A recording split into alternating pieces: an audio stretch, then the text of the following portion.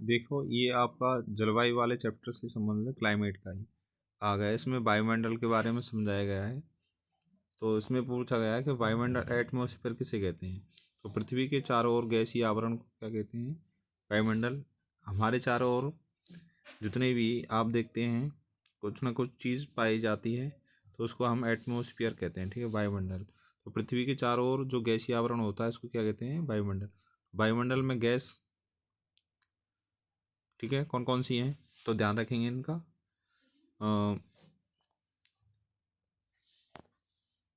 तो नाइट्रोजन है, कितनी मात्रा है इसका फिक्स्ड डाटा ध्यान रखना है, 78.8%। ऑक्सीजन कितना है? 20.9%। आर्गन कितनी है? 0.9%। कार्बन डाइऑक्साइड कितनी है? 0.03%। और नियॉन कितनी है? 0.002%, ठीक है। इनका डाटा ध्यान रखना है। और वायुमंडल में कितनी परतें पाई जाती हैं? तो 5 प्रकार की परतें पाई जाती हैं। लेयर कौन कौन सी हैं देखो, इसमें हम पढ़ेंगे। क्षोभमंडल, जिसे ट्रोपोस्फियर कहते हैं इंग्लिश में, और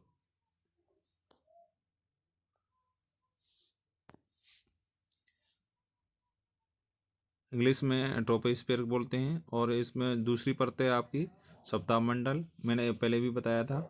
पहली है क्षोभमंडल, ठीक है, नीचे नीचे जो जैसे ये पृथ्वी है, ये आपको दिखाई दे रही है ना, पृथ्वी पृथ्वी पर है। और पृथ्वी की ऊपरी भाग है जो आपका क्षोभमंडल है, उसके ऊपर है समताप मंडल है, उसके ऊपर कौन सी है? मध्य मंडल है, ऊपर कौन सी? आयन मंडल है, फिर ऊपर कौन सी? बहिर्मंडल है, ठीक है, एक्सोस्फीयर, ठीक है। तो ये आपकी क्षोभमंडल पृथ्वी के नज़दीक। इसमें क्या होते हैं? सबसे ज़्यादा बारिश बदला इसी में आते हैं, बादल है, तूफान जितने भी आते हैं, ठीक है, ये इसी में होते हैं क्षोभमंडल के अंदर। सप्ताह मंडल इसे स्ट्रेटोस्फीयर बोलते हैं। ये हैं, इसमें शांत होती हैं, इसमें कोई हवा तूफान हलचल नहीं होती है, इसमें ही हवाई जहाज उड़ाए जाते हैं, ठीक है। मध्य मंडल है, मेसोस्फीयर है। तो मेसोस्फीयर में क्या होते हैं? जितनी भी उल्का पिंड वगैरह आते हैं तो वो क्या हो जाते हैं? यहाँ पर ख़त्म हो जाते हैं, ठीक है। तो बाहरी जो आपके वायुमंडल से आपके आने वाले जितने भी हैं अक्षांश, ठीक है, तो आपके जितने भी उल्का पिंड वगैरह आते हैं ऊपर से, तो उनको यहाँ पर क्या कर देते हैं? समाप्त कर देते हैं, जिससे पृथ्वी पर आने वाले हानिकारक चीज़ों से रक्षा करती है, ठीक है। और सप्ताह मंडल में क्या है? एक ओजोन परत है जिसे O3 बोलते हैं। ये हमारे सूर्य से आने वाली पराबैंगनी किरणों से भी रक्षा करती है, ठीक। तो सप्ताह मंडल में पाई जाती कौन? ओजोन लेयर, ठीक है। ऊपर है आयन मंडल, जिसमें क्या है कि रेडियो तरंग है, समझते हैं ना। जितने भी मोबाइल यूज़ करते हैं, जिसने नेटवर्क वगैरह कहाँ से जाए डाइवर्ट होते हैं, आपके आयन मंडल से होते हैं, जिन्हें बोलते हैं आयनोस्फीयर, ठीक है। क्या बोलेंगे इसको? आयनोस्फीयर। और ऊपरी भाग है जो आपका एक्सोस्फीयर। कौन सा है? एक्सोस्फीयर है जो वायुमंडल है, जिसमें क्या है? टेम्परेचर आपको बढ़ता ही दिखाई देता है, ठीक है। अब देखो ऐसा क्या कारण है जिसके पास में ये वायुमंडल पाया जाता है पृथ्वी के पास में? कारण है पृथ्वी का गुरुत्वाकर्षण बल। किसके कारण पृथ्वी में क्या पाया जाता है? गुरुत्वाकर्षण पाया जाता है। गैसें पृथ्वी पर चिपकी रहती हैं, इसके कारण क्या हो जाती हैं? गैसें चिपक जाती हैं और उसी के आसपास घूमती रहती हैं। वायुदाब मापने का जो यंत्र होता है इसे बोलते हैं बैरोमीटर। क्या बोलते हैं? बैरोमीटर। शीत ऋतु वायुदाब बढ़ता है, ध्यान रखेंगे। शीत ऋतु में मैंने आपको वो चैप्टर में पढ़ा दिया है। शीत ऋतु में क्या होता है? हमारे यहाँ वायुदाब बढ़ता है, और ग्रीष्म ऋतु में हमारे यहाँ वायुदाब घटता है। क्योंकि टेम्परेचर बढ़ता है तो वायुदाब घटेगा, टेम्परेचर कम होगा तो वायुदाब बढ़ेगा, ठीक है। तो इसका ये कारण है। अब देखो ये है आपकी लेयर, दिखाई दे रही है ना आपकी। ये आपके क्षोभमंडल है, ये आपकी पृथ्वी है, ठीक है, दिखाई दे रही है ना पृथ्वी आपकी। अर्थ है ये, अर्थ के ऊपर ये जीवन है, यापन चल रहा है। यहाँ पर बादल वगैरह जितने तूफान ये सब आ रहे हैं, किस में आ रहे हैं? ट्रोपोस्फियर में हो रहा है, ठीक है। ये आपका ट्रोपोस्फियर है, ठीक है। और उसके ऊपर है जो आपकी स्ट्रेटोस्फीयर सप्ताह मंडल है, जैसे इसमें वायुयान वगैरह चलते हैं, ठीक है, स्ट्रेटोस्फीयर में, ठीक है, अंतरिक्ष वगैरह वायुयान वगैरह जितने भी चलते हैं। अब इसी में स्ट्रेटोस्फीयर में क्या पाई जाती है, ओजोन पाई जाती है। क्या पाई जाती है, ओजोन। और इसके ऊपर है जो मध्यमंडल मेसोस्फीयर होता है, मेसोस्फीयर मध्यमंडल होता है, जिसमें आने वाली जो बाहरी उल्कापिंड वगैरह होते हैं, जिन्हें आप बाहरी चीज़ों से क्या करती है, रक्षा करती हैं, ठीक है। और इसके ऊपर होती है आयनोस्फीयर होती है, जिसे आप मोबाइल वगैरह नेटवर्क वगैरह हैं इनको यहाँ से भेजती है, ठीक है। और ऊपरी जो होती है उसको बोलते हैं आपको एक्सोस्फीयर, जिसमें क्या है, बाहरी मंडल होते हैं, इसमें केवल ब्लैक ही दिखाई देता है, कुछ भी इसके अंदर नहीं होता है। और ये देखो सूर्य दिखाई दे रहा है, सूर्य किरणें जैसे यहाँ पर चलती हैं, ठीक है, ये दिखाई दे रहा एक्सोस्फीयर ऊपरी ऊपर, फिर थर्मोस्फीयर, मेसोस्फीयर, स्ट्रेटोस्फीयर और ट्रोपोस्फीयर। सबसे निचली पर पूछ सकते हैं लेयरों के नाम और कौन कौन सी लेयर है, ठीक है, तो इसको बड़ी ध्यान से देख लेना। इसमें लेयरों के बारे में समझाया गया, देखो इसमें दिखा भी रखा है कौन सी लेयर का कार्य क्या है, ठीक है, और कौन सी कितनी हाइट है लेयर के बारे में।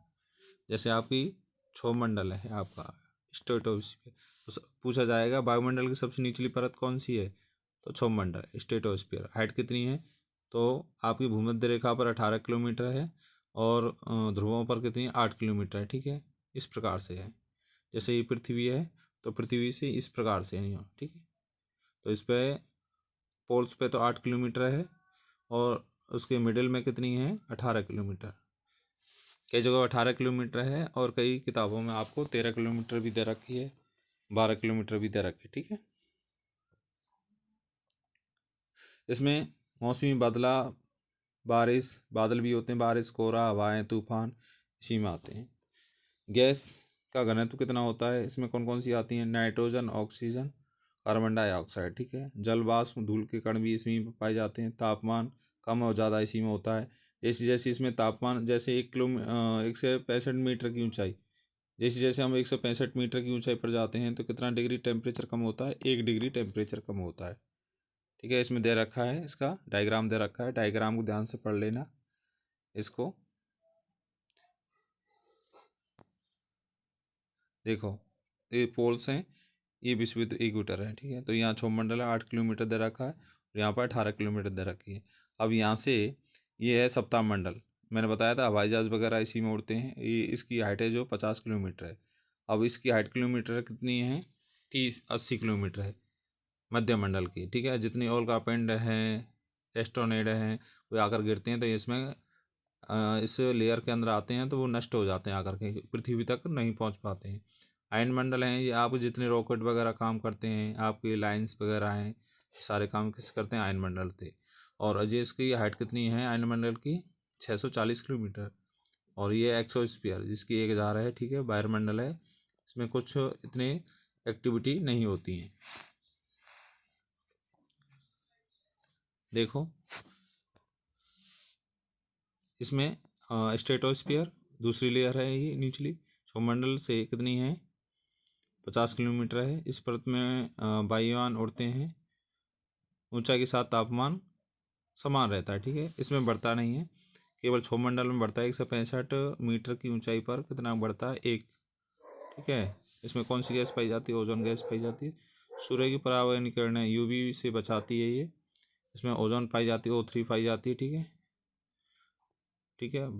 अल्ट्रा वायलेट जो किरणें होती हैं, जैसे मोतियाबिंद त्वचा कैंसर भी कर देता है, इससे हमारी रक्षा करता है। O3 की मोटाई डॉप्सन में मापते हैं, ठीक है। पूछा जाए तो O3 के मापन इकाई कौन सी होती है, डॉप्सन। क्या होती है, डॉप्सन होती है उसकी इकाई मापन। जैसे बाइदाब को मापते हैं बैरोमीटर में, तो इसी प्रकार से ओजोन को मापते हैं डॉप्सन में। अब देखो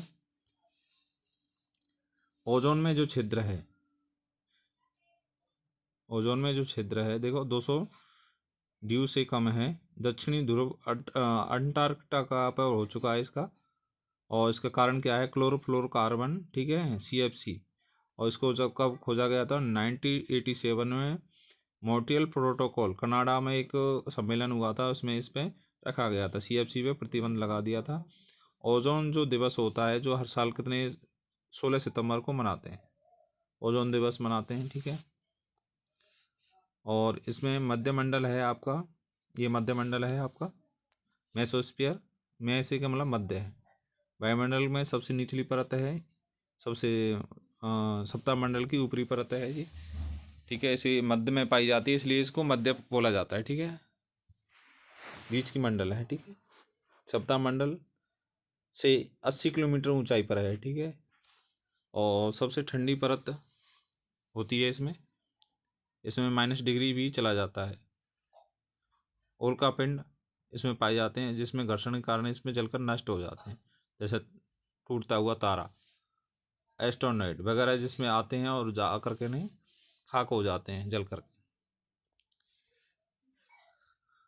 इसके बाद आयनमंडल है, आयनोस्फीयर है, सबसे गर्म पाया जाता है। देखो छुमंडल में 165 पे पड़ा एक टेम्परेचर, फिर उसमें सप्ताह में समान होता है, और उसके बाद मध्यमंडल में बिल्कुल कम होता है, माइनस पे पहुंच जाता है, -100 पहुंच जाता है, ठीक है।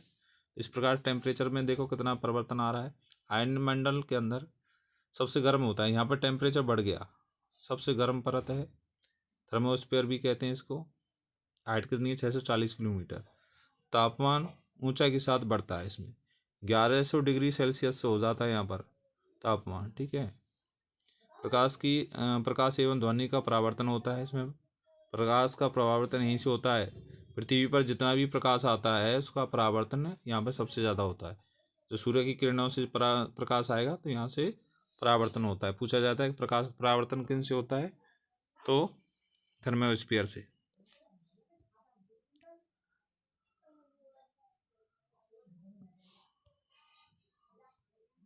ठीक है, आयनमंडल से किससे होता है, आयनमंडल। रेडियो तरंगें ऐसी से चलती हैं, रेडियो टेलीविजन संचार।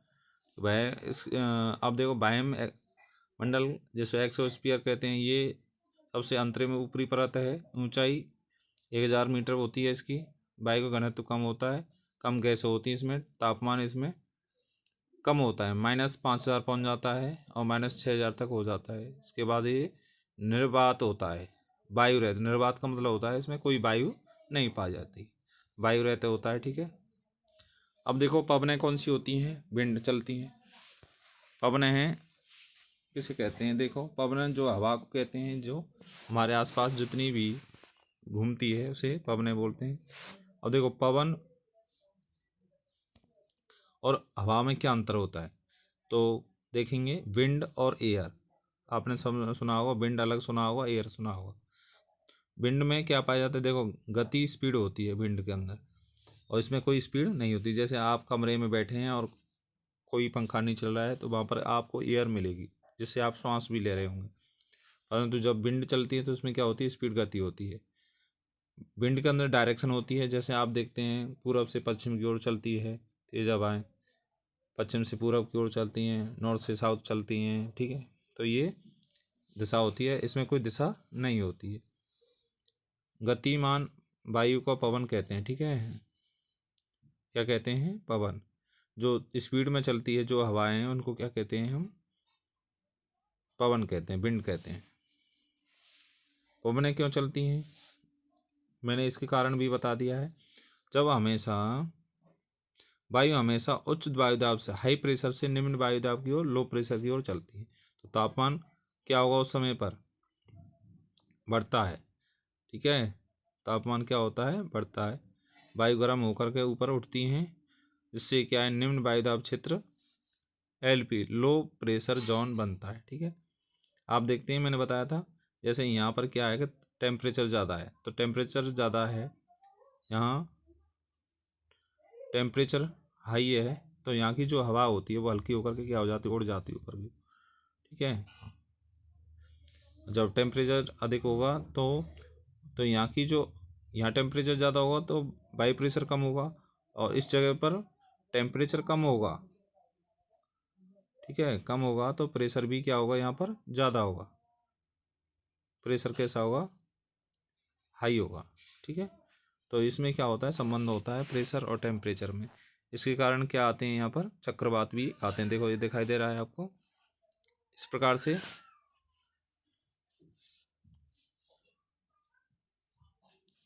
ये आपका हाई प्रेशर है, तो हाई प्रेशर में जो हवाएं चल रही हैं इस प्रकार से, और लो प्रेशर में यहाँ से लो प्रेशर से हवाएं कहाँ जा रही हैं, ऊपर की ओर चली जाती हैं। ठीक है, तो जहाँ लो प्रेशर होता है तो नीचे टेम्परेचर ज़्यादा होगा, तो लो प्रेशर बनेगा तो हवाएं क्या होंगी, हाई आपकी ऊपर उठेंगी, हल्की होकर के उड़ जाती हैं। और जब हाई प्रेशर होता है तो वहाँ पर हवाएं क्या होती हैं, नीचे की ओर चलती हैं। ठीक है, ध्यान रखेंगे, हाई प्रेशर में हवाएं नीचे की ओर चलती हैं, लो प्रेशर की में हवाएं ऊपर की ओर चलती हैं। ध्यान रखेंगे इसका। फेरल का नियम मैंने समझा दिया है, आपके बुक्स में भी है फेरल का नियम। पृथ्वी पर चलने वाली सभी पवनें पृथ्वी गति के कारण हैं। ठीक है, दक्षिणी गोलार्ध, उत्तरी गोलार्ध। ठीक है, ये पवनें होती हैं। इसमें क्या होता है, मैंने बताया दक्षिणी गोलार्ध की जो हवाएं होती हैं, मैंने बताया ना, ये सीधी चलती तो सीधी हैं, परंतु ये क्या मुड़ जाती हैं, बाईं ओर मुड़ जाती हैं। ठीक है, इस दर ओर मुड़ जाएंगी। ठीक है, फेरल के नियम के अनुसार। और ये जो हवाएं होती हैं वो सीधी चलती हैं, और ये अपने दाईं ओर मुड़ जाती हैं। किधर मुड़ जाती हैं, दाहिनी ओर। ठीक है, ये अपनी दिशा से बाईं ओर मुड़ जाती हैं, ये अपनी दिशा से दाईं ओर मुड़ जाती हैं। इसे क्वारलिस बल भी कहते हैं। आपको क्वारलिस बल मैंने पढ़ा दिया है। एक स्पष्ट बल है जो पृथ्वी के घूमने पर परिसंचारी हवा और पानी को विक्षेपित करता है। ठीक है, क्वारलिस बल। पवनों के प्रकार देखो, पवनों के प्रकार भी दे रखे हैं। स्थायी पवनें कौन सी होती है, जो हमेशा चलती रहती हैं, जैसे व्यापारिक पवनें। मौसमी पवनें कौन सी होती हैं, जो सर्दी मौसम जब होता है, सर्दी होती है, सर्दी के अनुसार चलती हैं, गर्मी है तो गर्मी के स्थान। और स्थानीय पवनें कौन सी है, जैसे लोकल, जैसे लू, आपकी काल बैसाखी। ठीक है, ये कैसे स्थानीय पवनें होती हैं। ठीक है, स्थायी पवनें पूरी पृथ्वी पर वर्ष भर एक ही दिशा में चलती हैं। ठीक है, जैसे व्यापारिक पवनें एक ही दिशा में चलती हैं। ठीक है, से व्यापार होता है, जैसे व्यापारिक पवनें हैं, पछुआ पवनें हैं, ध्रुवीय पवनें हैं। ठीक है, ट्रेड विंड और आपकी वेस्टर्न विंड और आपकी पोलर विंड। ठीक है, ये कौन सी होती हैं, स्थायी पवनें होती हैं, ये हमेशा चलती रहती हैं। जैसे ये देखो यहाँ पर दिखाया गया है, ये होगी आपकी व्यापारिक पवनें होती हैं, ये हमेशा इधर दिशा में ही चलती हैं। ये आपकी पछुआ पवनें होती हैं जो आपकी उस दिशा में चलती हैं, और ये आपकी पोलर विंड हो गई। ठीक है, इनकी डिग्री ध्यान रखना, कौन सी डिग्री से कौन सी डिग्री तक ये पवनें चलती हैं। ठीक है, और इनके नाम, पेटियों के नाम हैं। ध्रुवीय उच्च वायुदाब पेटी। ठीक है, यहाँ पर उच्च दाब बनता है। ध्रुवीय निम्न वायुदाब पेटी। पोषणीय उच्च वायुदाब पेटी। ठीक है, तो इसमें आपकी दो उच्च वायुदाब पेटी बनती हैं और एक निम्न वायुदाब पेटी बनती है। दोनों दिशाओं में एक समान ही होते हैं। ठीक है, इधर भी ऐसा होगा, तो ये उच्च वायुदाब पेटी, ये निम्न वायुदाब पेटी, क्योंकि ये हवा यहाँ पर क्या हो रही है, ये निम्न दाब है। ठीक है, तो यहाँ की जो हवाएं हैं उच्च वायुदाब, यहाँ उच्च वायुदाब है, तो उच्च वायुदाब से निम्न वायुदाब की ओर चलती है, क्योंकि ध्रुव पर क्या बनता है, निम्न वायुदाब बनता है, सॉरी उस पर विषुवत रेखा पर, क्योंकि यहाँ पर गर्मी ज़्यादा पड़ती है, और गर्मी के कारण यहाँ की हवा क्या हो जाती हैं, ऊपर की ओर उड़ जाती हैं। यहाँ पर उच्च वायुदाब बनता है, फिर यहाँ से नीचे से फिर दोबारा से ये खिसक जाती हैं, तो ये यहाँ पर निम्न वायुदाब की ओर चलती हैं। ठीक है, तो ये आपको समझा दिया है। ठीक है, और जो चीज़ समझ में नहीं आए तो उसको पूछ सकते हैं। ठीक है, और सभी बच्चे इसको लाइक कर लें, और ये वीडियो आती रहेंगी। धन्यवाद बेटा।